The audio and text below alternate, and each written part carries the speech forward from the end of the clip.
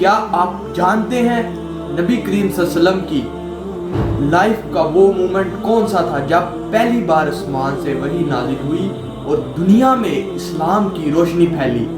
غار حرا میں نبی کریم صلی اللہ علیہ وسلم عبادت اور غور و فکر میں مصروف رہتے تھے۔ ایک دن اللہ تعالیٰ نے حضرت جبرائیل علیہ السلام کو بھیجا، جنہوں نے فرمایا اقرا یعنی پڑھو۔ یہ پہلی وحی تھی جو سورۃ الفلق کی ابتدائی آیت تھی، یعنی پڑھو اپنے رب کے نام سے جس نے تمہیں پیدا کیا اور اس نے انسان کو جمے ہوئے خون سے بنایا۔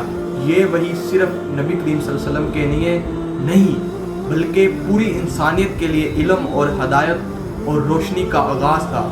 آج ہمیں بھی یہ سبق ملتا ہے کہ کامیابی کا آغاز اللہ کے نام سے، علم سے ہوتا ہے۔